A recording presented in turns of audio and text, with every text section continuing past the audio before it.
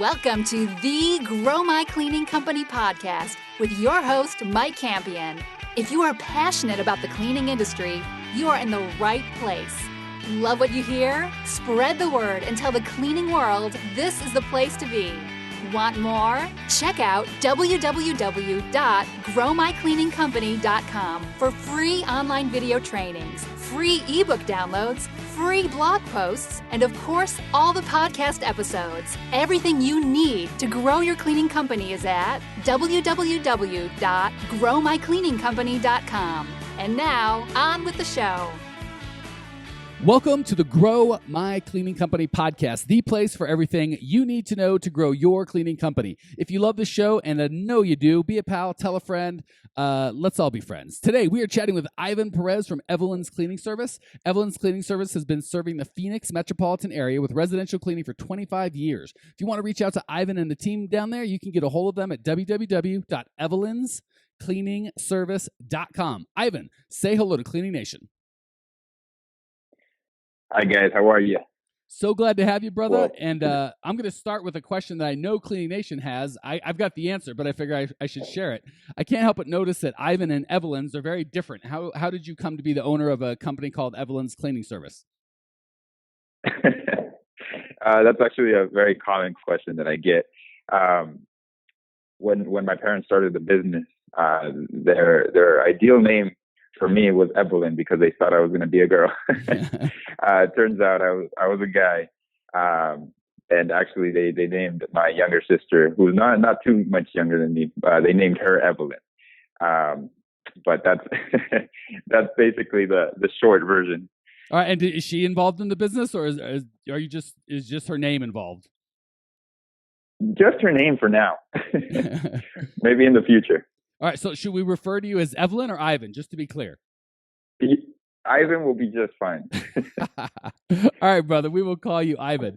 So I had the opportunity to meet Ivan, and I'm really glad to have him on the show. And he is a young dude with a ton of energy, and I'm excited to have you, brother, just because I think you'll bring a little bit different perspective to the business, because a lot of people we have are older and maybe started themselves. So I would love to hear you just kind of share with Cleaning Nation, especially if there's some younger guys or gals out there that are in a similar spot. Just share your thoughts and experience on kind of being raised in the business and as a young guy being groomed to take it over. Awesome. I'm 20 years old, so I am very young for someone in my position. Growing up with a cleaning business, I got to know a lot about obviously cleaning, what is the essentials of cleaning, but I also got to learn a lot about managing a business. From a kid, I saw my parents. They were working long hours, so I was familiar with the sacrifice that I would have to make eventually coming into the business. But I lost my train of thought. Actually, well, let me ask you a similar kind of a follow-up question that I don't think I've ever asked any guest on the show before. So I think it'll be really helpful to the audience.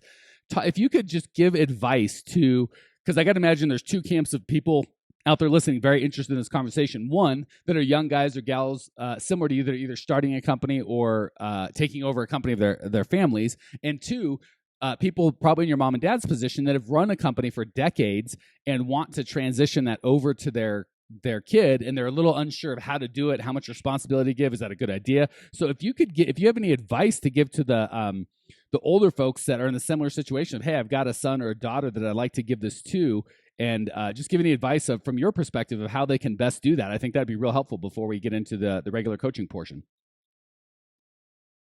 Oh yeah, absolutely.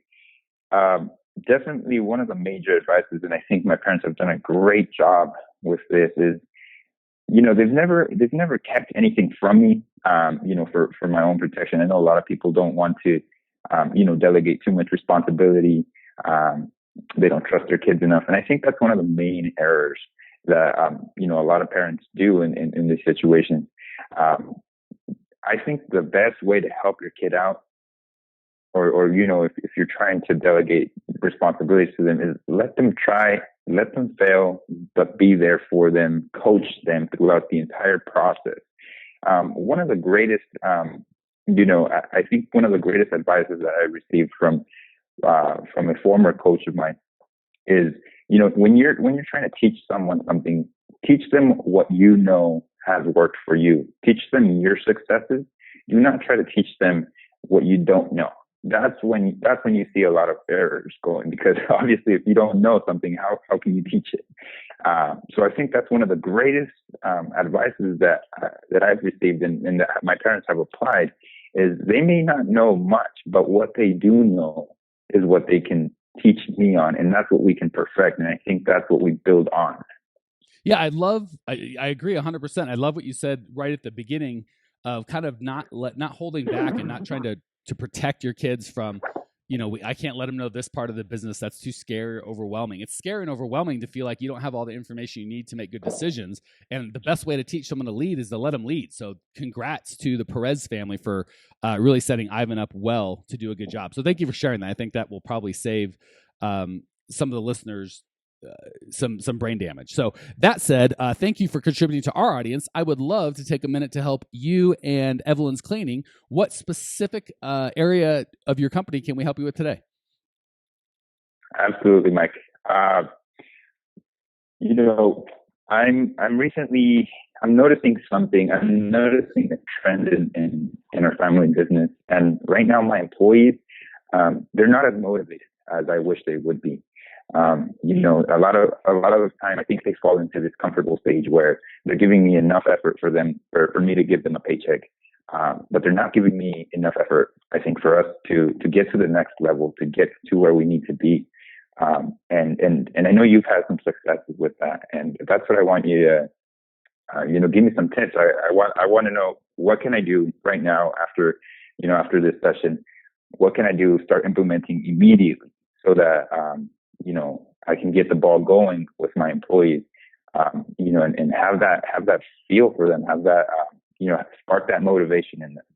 Man, that is such a great question. And I don't know that we've talked a lot about getting employees and keeping employees and getting the most out of your employees, but that kind of specific question around, I'm not getting their full love and intent. I'm doing just enough to not get fired, but just enough to keep the job, but not one iota more. And I think that's such an exciting topic, because if you can get this down, this is really what separates the good companies from the great. So if you have this skill, whether it's in cleaning or anywhere else, if you can build a team and get the most out of people, out of human beings, get them engaged and excited and giving you not just their hands, but their mind and their passion, you're going to be successful in just about anything you put your hand to. So this is such an exciting topic. So thank you for asking. And I've got some very specific thoughts I'd like to share that you will absolutely be able to put into practice today before right when we hang up. Okay, so that said, let's go foundational. I always almost do this, which is we start at a very conceptual level, very kind of foundational, and then we move to tactical. So at first, I'm going to give you concepts and beliefs and the way you should look at this. And then once you've got that understanding, then I can give you some specific to-dos. But if you have the to-dos without the foundational way of looking at it, the to-dos aren't going to help you. Does that make sense? Absolutely. Okay. So first of all, if you've got that problem or that cancer or that issue in your company where people are doing just enough, exactly what you tell them to do, no more, no less, and sometimes not even that, you've got a culture problem. The problem we've got in the cleaning business is we've got this silly belief, which is if I give you $10 or $15 or $12.83 or whatever the wage is, you will give me an hour of your time, not just your time, your best time. The problem is we are seeing it as we would be, right? As business owners, if someone gives us an agreed upon amount for an hour of our time, we're going to give them the best that we have in that hour. The problem is that's not how our employees think, right? Our employees are a little bit different on how they look at the world and earning money and jobs because they're employees and we're business owners. So the problem is we really find that our businesses, we look at our employees as commodities oftentimes, because if this guy doesn't show up, he's been here a week and, 2 weeks later, we know at some point he's going to call in and no call, no show. And who knows who's going to stick. And it's kind of like that, I'm not even going to learn your name till you've been here 3 months kind of an attitude. Which is fine. I mean, it's not great, but that's sometimes the reality is we're just, we treat them as a commodity. One $10 an hour pair of hands cleaning is the same as another $10 pair of hands cleaning per hour. But the reality is we don't consider that they see us as a commodity, right? It's not like this is their only job opportunity. We're competing with other $10 an hour opportunities. We're really competing with the government, paying them to sit at home half the time, depending on what state you're in. It's hard to compete with the government saying, we'll pay you as much as Ivan will pay you, but instead of doing this hard labor, you've got to just sit at home and wait in line every month for your check, or we'll just even mail it to you nowadays. So what we don't realize is we are a commodity to them. Just as we see them as, well, if you quit, we'll just get the next $10 an hour employee in here. They see us as, if I quit or get fired, I'll just move on to the next $10 an hour opportunity. So the problem is there are too many people willing to give them $10 an hour to do some sort of labor intensive job. And if you set it up wrong, they're just like, well, I got drunk last night and I don't feel like going in, so I'll just call in, and if I get fired, I get fired. It'll be a nice couple days off, and then I'll go get another job on Tuesday when I need to make rent. So does that make sense as a foundation, that not only are we looking at them as commodities, but unfortunately they're looking at us as commodities? Yes, absolutely. That makes a lot of sense. Okay. So now that we've kind of established some of the problem, let's talk about the conceptual solution, and then we'll talk about the tactical side of the solution. So the solution is you're never going to get anyone's heart, passion, mind, energy, spirit, everything they have for $10 an hour, or $12, or $15, or $16.50, or whatever, depending on what part of the world you're listening from. I just don't want it. Well, I pay that. It doesn't matter. For that kind of minimum, for the wages that we can afford to pay cleaners, you're just not going to get that passion. And here's a quick bonus tip. Giving them more money ain't going to help. If you're paying $10 an hour and you're like, oh, I can't compete because my competitors are paying $12.50 or $11, it doesn't make a difference. That's, if you look at it in their lifestyle, $1 an hour is $40 a week before taxes, $100 a month. It really doesn't make a huge difference in their world. So don't fool yourself into thinking, well, I'm paying $11. If I could just pay $12, then I'd get all the good people, because you'll get to 12 and realize, well, that's a fallacy. It's the same people as I had before. So that said, let's talk about, well, how do you get the good people? It's not money. And sure, you could pay $30 an hour. Now that's going to get a different caliber of employee, maybe even 20, 25, but anywhere in that $10 to $15 range, which is what probably 90+% of the people out there are paying their technicians. It doesn't matter. It's not a huge, I shouldn't say it doesn't matter, but it's 5 or 10 or 20% of the equation. Is it $12.50 or $9.50 or $11, whatever. That's not the big thing. What you need to do, how you going to move from being a commodity to something special where they want to come, is you have to give them something bigger than just cleaning toilets. There has to be a community. There has to be something that they believe in, something that they're passionate about. And that's why they come to work, because they can go clean your toilets for $10 an hour, somebody else's toilets for $10 an hour, or they can do fast food for $10. They've just got an infinite amount of opportunity at $10 an hour, and it's all crappy $10 an hour opportunity. But everyone makes the same mistake. Everyone makes a mistake of, I give you $10, you owe me an hour of your time, and just because I gave you that $10, you should do a good job with that hour. Almost nobody at the $10 an hour range does we are part of something bigger. There's values that are attracting you. So the first step is to really identify and discover your core values. What makes you tick? Why you go do what you do. And again, it's the same for you. If your parents just said, hey, we're going to give you whatever your salary is, they'll get a certain amount of energy and passion and time from you. But when they say, hey, this business is going to be yours, well, that ties into, well, I'd like to have security for my family, and I'd like to have a business that I can own for myself and say that I'm a business owner, and I'd like to have control of my financial destiny. Do you see how those things are a lot more powerful than just, I'll give you X amount of dollars for X amount of time?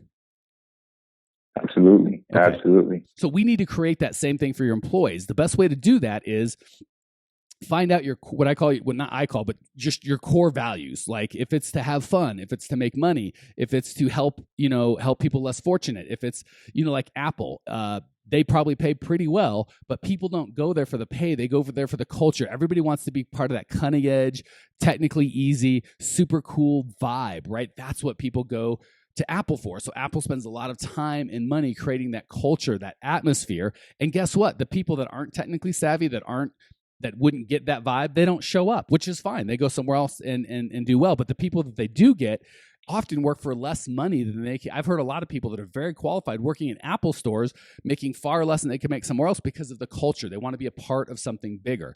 So instead of trying to manufacture that and be like, well, what's this part of something bigger I can make up? You really have to look inside yourself as an ownership team and say, what is truly important to me and to my family? Is it helping out? Is it being technologically advanced? Is it giving people employment? Is it helping single moms? Is it something bigger than the company? And once you discover what that is within yourself, if you start making that a golden thread that you weave throughout your entire company, not just with employees, but with customers, with vendors, everybody gets those same core values. Now you don't have people showing up going, well, the guy across the road will give me $10.50 an hour. If you'll give me $10.75 an hour, I'll come to you. That's not the guy or gal that you want. You want the guy or gal that's like, you're passionate about helping at the animal shelter. I'm passionate about helping at the animal shelter. I get to be a part of something bigger that's going to get something created. You're passionate about maybe we do work at restaurants and we don't look at just we're cleaning these restaurants. We look at these people might save up all week to be able to have a nice experience out. And if it's dirty, they're not going to be able to do that. Or we want to really serve these restaurant owners who are changing their families and their employees' lives. So you just got to find in yourself the bigger reason you do what you do other than money. And it's not money, right? Because if it's just money, there's a lot easier way for us to all to make a buck. But we're in this business for a reason. Once you find that out, communicate it to your employees and invite them to be a part of what you're doing, as opposed to show up and do this and I'll give you $10 every hour you do it. Say, come be a part of this team, be a part of this exciting opportunity. We're all here for this reason. We all share these same core values. So you're going to get to be around people that are excited about the same things that you're excited about and passionate about the things that you're passionate about. So when it's 10 o'clock on a Saturday and they're supposed to go to work and they're hungover and they're like, I don't want to go to work. They're going to go, but I really care about Ivan. I really care about my teammates and I really care about what they're doing. And I don't want to miss out. This isn't a commodity. If I get fired from here, I'm going to have to go to some crappy $10 an hour job where they don't know my name. They're not interested in the things I'm interested in. It's just that you give me an hour, I'll give you $10 vibe. And I don't want that anymore. I can't have that anymore. If you do a good job, once they get a taste, they'll never go anywhere else. It's very hard for them to leave. Does that make sense on a conceptual level before we hit tactical? Yes, absolutely. That makes a lot of sense. Okay. So let's talk about a couple tactical things and then we'll hit the lightning round. First of all, events. I can't say this enough. Get all of your people together and talk about first of all, talk about those core values all the time. I used to have a daily huddle. I got that from Vern Harnish. He's the founder of Gazelles. Great. If you ever, Rockefeller Habits is his book. If you ever have a chance, get a hold of it. He's awesome. So in the huddle, we would talk about core values every day. Hey, who exemplified a core value yesterday or caught another employee exemplifying a core value? And then we would give a couple minutes for employees to tell stories about that. So when employees come to you and go, hey, I don't know if I should buy this piece of equipment, or this customer treated me like this and I don't know how to respond. Anytime you've got that kind of interaction, go back to the core values. Well, our core values are X, Y, and Z. So based on those core values, what's the best way to make this decision, to respond to that customer, to deal with this situation we have in the business? So first and foremost, day to day, you should be bringing up your core values 3, 4, 5, 10, 20 times a day in response to the fires that inevitably come up. Vern Harnish said, I love this. He said, if your employees aren't mocking you, like if you don't walk in and find them, doing an impression of you, talking about the core values, until that happens, you haven't talked about your core values enough. So that's the standard. When your employees are making fun of you doing your core values, you're finally doing it enough. So that's the first thing, is talk about them day in, day out in real life situations, right? I don't know how we should handle this. Our core values say this. Based on those core values, how should we respond to this customer, or buy this piece of equipment, or not, or make this hire, or take this job, or whatever the case may be. So that's the first thing. The second thing is events. Have parties where you get everybody together and they see, because that's a really lonely job. And I never recommend solo cleaning. I always recommend team cleaning. But even if you're solo cleaning, it's extremely lonely. There's zero tether to the company. It's just that check is all you get, and it's you and your equipment, and it's a mess. Team cleaning's a lot better, but now you're just tied to your teammate, right? So if your teammate leaves, maybe you're going to leave, or maybe just don't care. So the team cleaning is far better than the solo cleaning. But if you get together at least once a month with all the employees, you get 10, 20 of you together, you rent out a go-kart place, or you just have it at the office if you got an office, or a park if the weather's nice. Be creative. Just get together and build that community and bring food. You as the ownership, bake them cookies, get out on the grill and start grilling burgers and serve your people and get them together and have them see, oh, I'm a part of something much bigger. This isn't just me cleaning these toilets every night.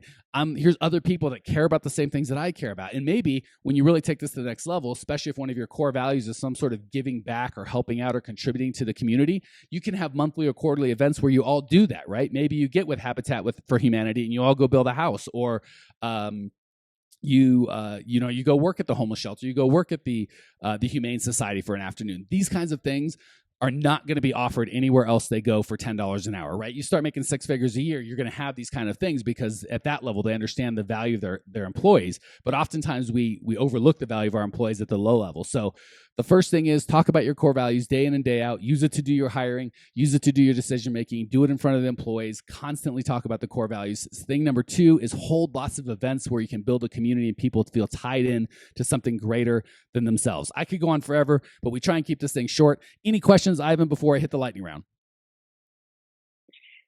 No, everything you talked about, literally you hit spot on. It's exactly what I was looking for, Mike. Perfect. And hopefully those two actionable items is three, really. One, discover your core values. Two, start running your company based on them in front of the employees. And three, do events where you can give recognition and really just build that community and point them to the fact that they're a part of something bigger. You can start putting those into motion right now, today, as soon as we hang up. That said, here's your opportunity to give back to Cleaning Nation. We're going to hit you with the 3 lightning round questions. Question number 1, what's the best piece of advice you've ever received? Okay. I'd say always know exactly what you're talking about when it comes to your services and what you have to offer.